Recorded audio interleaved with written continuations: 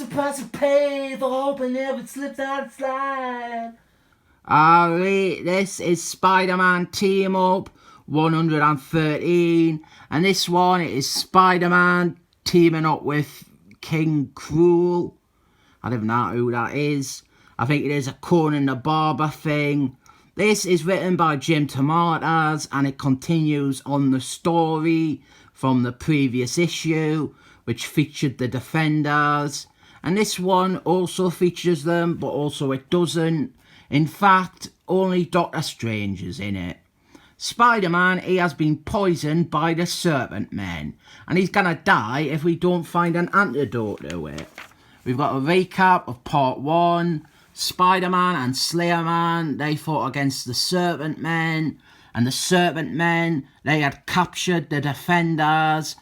And look, poor Rachel McAdams there gets her hair miscoloured by the colourist. They clearly thought it was the cat, aka Kate Leff. So now Doctor Strange, he's trying to help Spider-Man, and I didn't mind that, like, the Hulk and Velcro have just disappeared between the issues, but I do think that they should have maybe kept Slayer-Man around just in the background here, if just to link it back to part 1. But Doctor Strange, he's very much a co-star. He's using his mystical and medical expertise to try and help Spider-Man.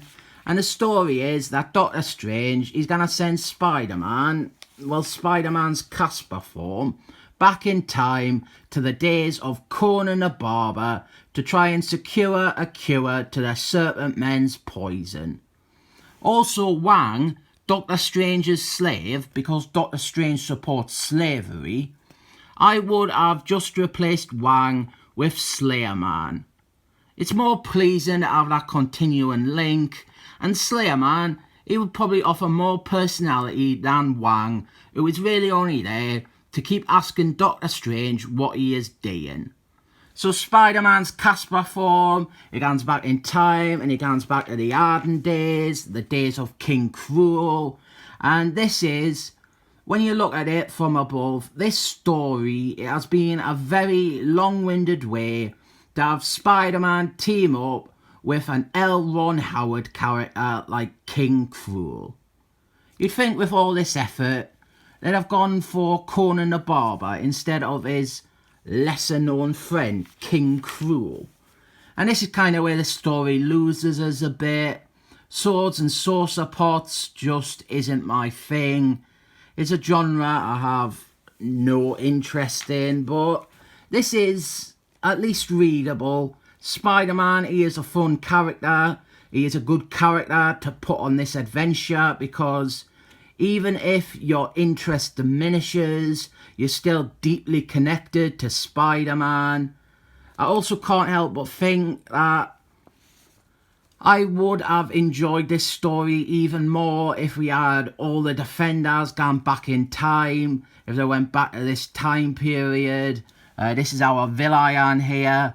He has got the antidote that Spider-Man needs, but he refuses to share it.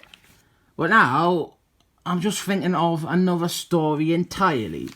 A very similar story to this, but where the Defenders, they went back in time in their physical forms to get Spider-Man a cure.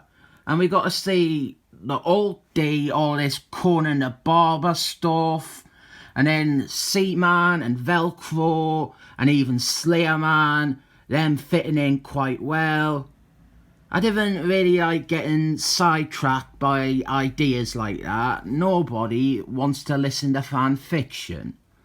There's some fighting. King Kull, he's fighting on behalf of Spider-Man. And then the baddie, he wants to capture Spider-Man's Casper form, because he thinks that it is a spirit god, and he uses mystical magic to make a big hand and quickly deal with King Kull. And now he has captured King Kull and Spider-Man's Casper. So then the villain, he challenges King Kull to combat, and they have a big fight. And just when it looks like it's all over, King Kull, he's pinned down, he's going to get stabbed by the baddie, he's going to get impaled on his spear. Well, that is exactly when Spider-Man's Casper swoops in and saves the day.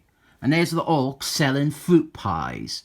Another element that could be working into my rewrite of this issue. In fact, I think it might be the main plot.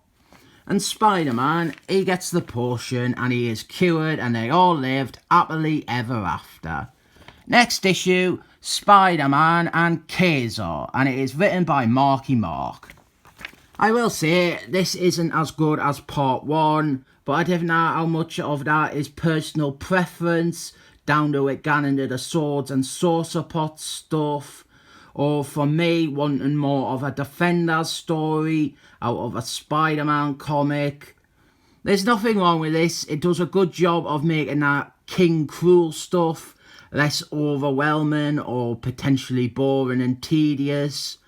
But personally, I prefer my version where all the Defenders going back in time to get fruit pies and they team up with King Kull instead of Spider-Man's Casper going back in time.